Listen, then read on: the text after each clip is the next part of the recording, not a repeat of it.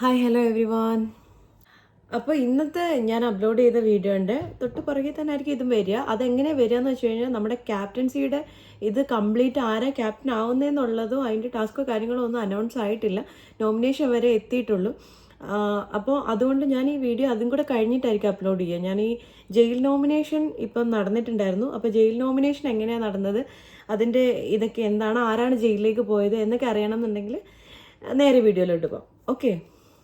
അപ്പം നമ്മുടെ ജയിൽ നോമിനേഷനിൽ എങ്ങനെയാണെന്ന് വെച്ച് കഴിഞ്ഞാൽ നമ്മുടെ ഹൗസിലുള്ള എല്ലാവർക്കും ഓരോരുത്തരെ വെച്ചിട്ട് ജയിൽ നോമിനേഷനൊക്കെ ഇത് ചെയ്യാം. പക്ഷെ അതിന് കാരണം എന്താ പറയേണ്ടതെന്ന് വെച്ച് കഴിഞ്ഞാൽ ടാസ്കിലും അല്ലാതെ പൊതുവായ കാര്യത്തിലും മികവ് പുലർത്താത്ത ഡിപ്ലോമാറ്റിക് ആവാത്ത നല്ല ഒരു കാരണം സഹിതം പറഞ്ഞു ഒരാളെ നോമിനേറ്റ് ചെയ്യാം. അപ്പോൾ അങ്ങനെ നോമിനേറ്റ് ചെയ്തതിൽ നമ്മുടെ ക്യാപ്റ്റന് ഒരു പ്രത്യേക ഇതുണ്ട്, അതായത് അധികാരമുണ്ട്. ക്യാപ്റ്റൻ ആയതുകൊണ്ട് പ്രത്യേക ഒരു അധികാരമുണ്ട്. ക്യാപ്റ്റന് നേരിട്ട് ഒരാളെ ഈ ജയിലിലേക്ക് നോമിനേറ്റ് ചെയ്യാം. അപ്പം നമ്മുടെ ഫസ്റ്റ് നോമിനേഷൻ ഡയറക്റ്റ് ആയതുകൊണ്ട് തന്നെ പെട്ടെന്ന് തന്നെ പേര് കിട്ടി. അത് നമ്മുടെ വേറെ ആരുമല്ല, നമ്മുടെ ശരത്താണ് കേട്ടോ.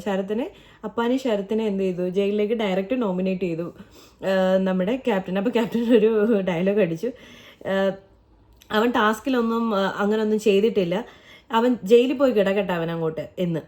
അവൻ വെറുതെ ഇരിക്കണ്ട, അവനങ്ങോട്ട് ജയിലിൽ പോയി കിടക്കട്ടെ പറഞ്ഞു. അപ്പോൾ എല്ലാവർക്കും ചിരി വന്നു. ഓക്കെ, അതൊരു കോമഡി ആയിട്ട് എടുത്തിട്ടുണ്ട്, കുഴപ്പമൊന്നുമില്ല, വലിയ പ്രശ്നമില്ലായിരുന്നു.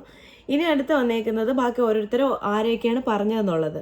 അപ്പം ഒനീൽ പറഞ്ഞേക്കുന്ന അനുമോളെ, നിവേൻ പറഞ്ഞത് RJ ബിൻസിയെ, ശരത്ത് പറഞ്ഞേക്കുന്ന ശൈത്യയെ, രേണു പറഞ്ഞേക്കുന്നത് രഞ്ജിത്തിനെ, അനു പറഞ്ഞേക്കുന്നത് ശൈത്യ പറഞ്ഞിരിക്കുന്ന അനുവിനെ, ശാരിക പറഞ്ഞേക്കുന്ന നെവിനെ, രഞ്ജിത്ത് പറഞ്ഞേക്കുന്ന അനുമോളെ, ആദില നൂറ് പറഞ്ഞേക്കുന്ന ശൈത്യയെ, ശാരിക പറഞ്ഞേക്കുന്നത് അനുമോളെ, ബിൻസി രേണുവിനെ പറഞ്ഞു, ജിസേൽ രേണുവിനെ പറഞ്ഞു, ആര്യൻ നെവിനെ പറഞ്ഞു, ബിന്നി ഒനീലിനെ പറഞ്ഞു, അക്ബർ അനുമോളിനെ പറഞ്ഞു, അഭിലാഷ് അനുമോളെ പറഞ്ഞു, ഷാനവാസ് ബിൻസിയെ പറഞ്ഞു.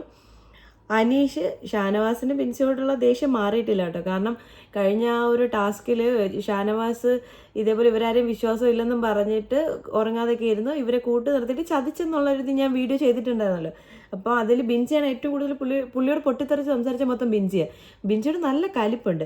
അതെങ്ങനെയാണെന്ന് വെച്ച് കഴിഞ്ഞാൽ, ഇത് കഴിയുമ്പോൾ നെവിൻ ഈ ബിൻസിയെ നോമിനേഷനിലേക്ക് സെലക്ട് ചെയ്തത്, ബിൻസി ഏതർത്ഥത്തിലാണ് നീ ഇതിൽ നോമിനേറ്റ് ചെയ്യുക, അതിന് തക്കതായ നല്ലൊരു കാരണം പറയണമായിരുന്നു, ഞാൻ പോയി കിടന്ന് കൂർക്കം വലിച്ചു, അതൊന്നും ഒരു കാരണമല്ല, അങ്ങനെ അതൊന്നും ഒരു കാരണം പറയാൻ പറ്റത്തില്ല, ഞാൻ ടാസ്ക് കളിക്കാതിരുന്നിട്ടില്ല എന്നുള്ള രീതിയിലൊന്നും നിനക്ക് പറയാൻ പറ്റില്ല എന്ന് പറഞ്ഞപ്പോൾ അവർ തങ്ങളിൽ ഭയങ്കര പ്രശ്നമായി. ആ സമയത്ത് ഷാനവാസ് വന്നിട്ട് എന്താ എനിക്ക് പറയാൻ പറ്റാതെ നിനക്ക് പറയുന്നത്, എനിക്കിപ്പോൾ ശബ്ദമില്ല സംസാരിക്കാന്ന് പറഞ്ഞാൽ കൈയടിച്ച് പ്രോത്സാഹിപ്പിക്കുന്നുണ്ടായിരുന്നു.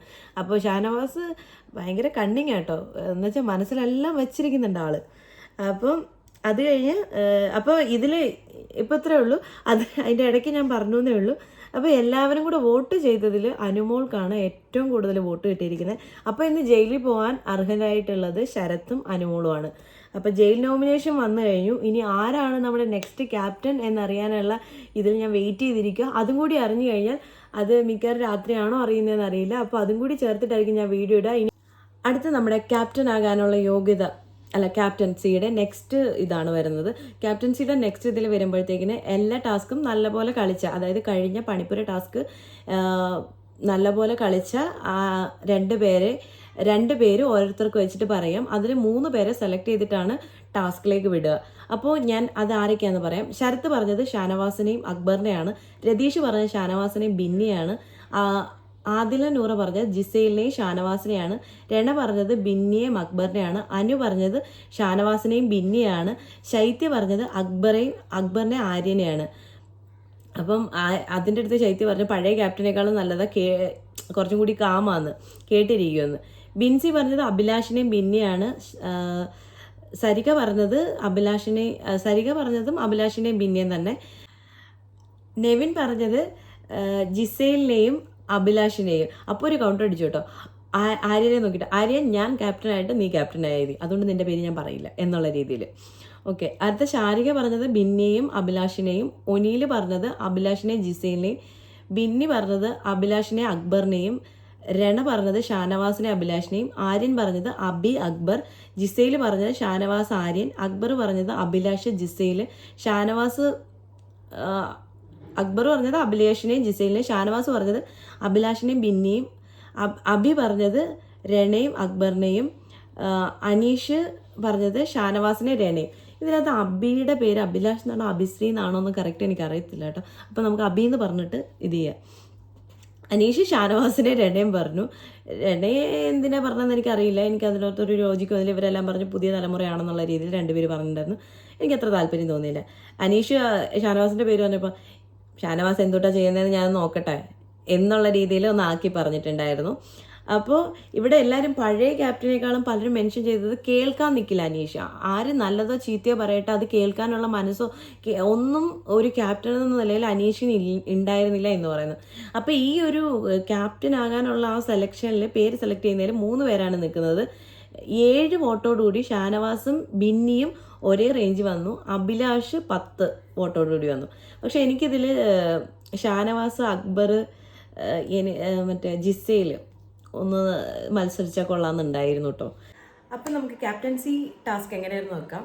ക്യാപ്റ്റൻസി ടാസ്കിൻ്റെ പേര് വന്നിട്ട് പാവക്കൂത്ത് എന്നായിരുന്നു. സെക്കൻഡ് ക്യാപ്റ്റനാണ് ഇപ്രാവശ്യത്തെ. ബസർ ടു ബസൺ ഗെയിം ആയിരിക്കും ഉള്ളത്. പിന്നെ വരുന്നതെന്ന് വെച്ച് കഴിഞ്ഞാൽ ഗെയിമിൻ്റെ ഇത് എങ്ങനെയാണെന്ന് വെച്ച് കഴിഞ്ഞാൽ ഗാർഡൻ ഏരിയയിൽ ഒരു കറങ്ങുന്ന പ്ലാറ്റ്ഫോം ഉണ്ടായിരിക്കും. അതിൽ നമ്മുടെ സെലക്റ്റായ 3 പേര് നിൽക്കണം. ബിന്നി, ഷാനവാസ്, അഭിലാഷ്.